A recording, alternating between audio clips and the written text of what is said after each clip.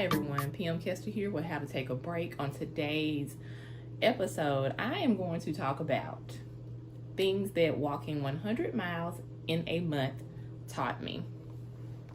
And with all things, I'm going to start out and do a little housekeeping. If you are new here and want to learn more, go look at some of my past videos. To show your support, one great thing to do is to subscribe. I can't speak today. Hit the subscribe button. Let me know that you are rocking with what we're doing on How to Take a Break, and you are on this How to Take a Break journey with me. But for today, we're going to talk about me walking 100 miles. So I'm going to begin at the very beginning. Where the heck did this freaking 100-mile thing come from? Because, I just didn't wake up and just pop this out of thin air. I really didn't. This is a challenge, and I don't know if you are familiar with the American Cancer Society's virtual challenges.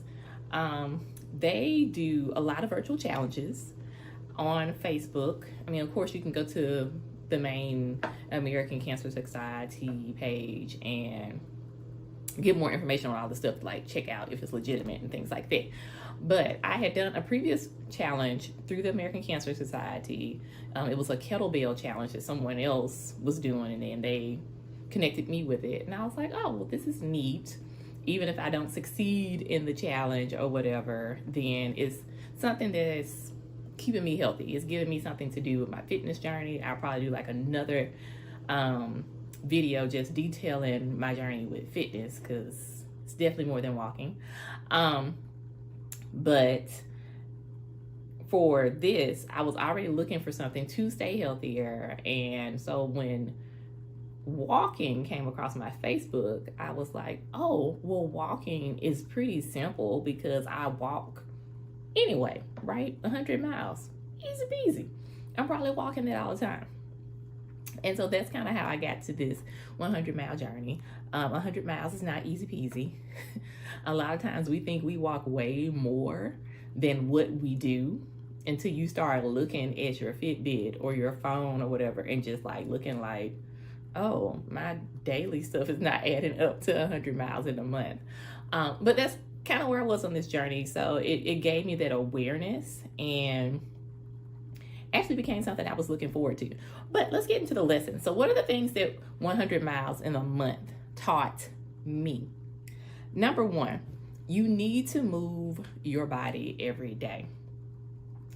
It's so easy to kind of shut your brain off, shut your ears off really, about a lot of fitness and health tips, because I feel like, especially with social media, we're inundated with a lot of health tips. Everyone is a health expert. Everyone is some type of trainer, has some type of fitness tip. So it's easy to hear stuff about, oh, you got to go move your body and blah, blah. And it's something different to actually do it and then feel the results. Moving my body every day, because that's basically what happened. I had to end up moving my body every day to kind of meet this 100-mile challenge. I started to notice that my body was feeling better.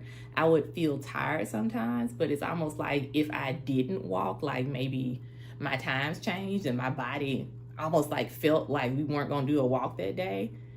I could just feel the sluggishness. There was feel like some type of amping up energy in me, just like, what are we doing? And then I started to notice maybe halfway through walking every day how my body felt different. I felt like I had more energy at times. I felt a little stronger in some areas. Like, people complimented me. It's like, I feel like your legs are looking a little bit muscly. And I'm like, for real? Because I don't see the change, even though I do feel it in my body. And it just led me to the conclusion of like, no, we do really need to move our bodies every day. And it's probably the reason why a lot of us have a lot of health issues. Like, we need to be getting up and moving. You know what I'm saying? All right. So that was one thing that walking 100 miles taught me. You need to move your body every day.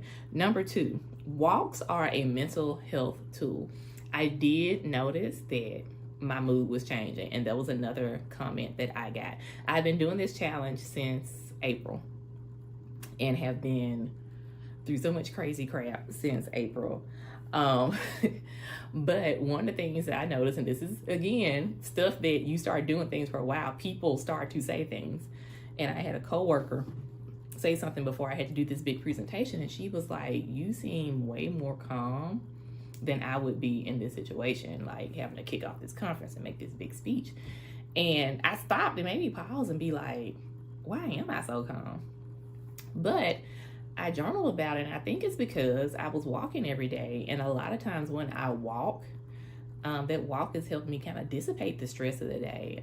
It got to a point sometimes during like my daily walk, because what I did, of course, I was trying to just get up and get steps in the house. But one of the things that I did do during this 100-mile challenge was to make sure that each day I did one intentional mile. So a mile that I was saying I had to be like either on a treadmill doing a mile, or I had to be walking outside doing a mile. And so a lot of times, if I would have a crappy day at work or just in life in general, I would go take a walk, and that would kind of help me mentally play through my day, kind of get out those conversations that I wished I had, get out those feelings that I was bottling up, and that energy would just go into my walk, and I would come back at the end of the walk with like some problem solving done, like, oh, do this email, or with like just my mind kind of at ease, and just kind of noticing where my shoulders were like this, and then maybe by the end of the walk some of the tension had went down. So walks really served as a mental health tool. Number 3, walks spur innovation in problem solving. Like I said, I would do a lot of these walks and work out some of the issues I had going on, like mentally with people and stuff like that. But I would also come back from a lot of walks and have solved problems. Like up until it got really hot, I started taking lunchtime walks. And I tell you, by the time I came back from my lunchtime walks, I had figured out how I was going to write emails, how I was going to set up a presentation. The walks just really were spurring a lot of innovation. And I think it's because it allowed me to process a lot of things in my day. And so all this problem solving and innovation happened during my walks. All right, so I've already given you 3 things that the 100-mile a month has taught me. I'm going to recap them and I'm gonna keep it moving. Number 1, you need to move your body every day. Number 2, walks are a mental health tool. Number 3, walks for innovation and problem solving. Number 4, the 100-mile a month challenge has taught me that you can set a goal and achieve it. It got to a point after I did April, and at the end of each week I would look at where my miles were, and then I would calculate how many more miles I had to go. I really did start at the end of the week going like, okay, I get 30 more miles to reach 100. All right, how am I going to do that? Let me think about this. Do I need to take 2 long walks on Saturday and things like that? But it really was, it seems weird, but it was a really good example of setting a goal and achieving it. And it's something that I have done. Like, this was only supposed to be an April thing, and it's now something that I'm committed to doing going into the end of the year. And it really is like, if you want to be like, all right, check mark, I've accomplished a goal. This is something to like set. It doesn't have to be 100 miles, but this is something showing that once you have achieved something like this, it gives you that target, like, okay, I can set a goal, I can achieve it, I can do it. So that is what doing this 100 miles in a month has taught me. Another thing that it taught me is that it's nice to have something to look forward to. In the middle of a lot of crazy stuff that has happened over the past couple of months, it has been nice to kind of have my walk to look forward to. I was really stressed with work this week, and one of the things I was pissed off about one day was like, I'm not gonna get a chance to take my walk. And I had been looking forward to it. Like I felt like a sadness, like I'm gonna have to do something because I didn't get a chance to take my walk. And it was nice. And it made me realize that it was nice to have something to look forward to. A lot of times we experience such sadness and anxiety because we really don't have anything to look forward to. We haven't locked in on something. So it's nice. And to me, it let me know that you need to kind of set up something each day to look forward to, even if it's something small, like a walk. a nice popsicle from the refrigerator, a bath, a bubble bath or something like that. But it's nice to have something to look forward to each day. I mean, it takes you back to childhood. Think about the stuff that we used to look forward to when we were kids, like a warm Rice Krispie treat. Like, that is not expensive, but you know, when we were kids, like, I remember going, when I come home from school, I'm gonna have a Rice Krispie treat that my aunt made yesterday or something like that. So it's nice. The walks taught me that it's nice to have something to look forward to.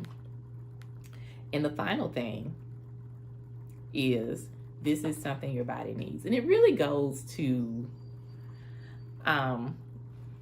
the first one. This goes hand in hand with the first thing, which is that you need to move your body every day. Your body needs this. Your body needs this movement, this type of movement, this walking. There are so many medical and research studies in general, medical research probably, studies about walks and how they help with your mental health. They help with your physical health by getting you to kind of like stretch. Like, the older we get, you start to notice more deterioration with your muscles and stuff like that. And so you have to constantly be thinking about, how am I going to strengthen my body as I get older so that I can live longer and have like the best quality of life. So that was another thing that taught me that, you know, walks are something that my body needs, your body needs. So 6 things that walking 100 miles in a month taught me. Number 1, you need to move your body every day. Walks are a mental health tool. Number 3, walks for innovation and problem solving. Number 4, you can set a goal and achieve it. Number 5, it's something to look forward to. We need something to look forward to. And number 6, walks are something that your body needs. Drop a comment below. Let me know if you've ever done 100 miles a month walking, or if this is something that you would now consider doing. Let me know something that going on walks has taught you. As always, thank you for taking a break with me. Subscribe. Check out some of my other videos. Check out my podcast and follow me on social media. Until next time, find a little time to take a break. Bye.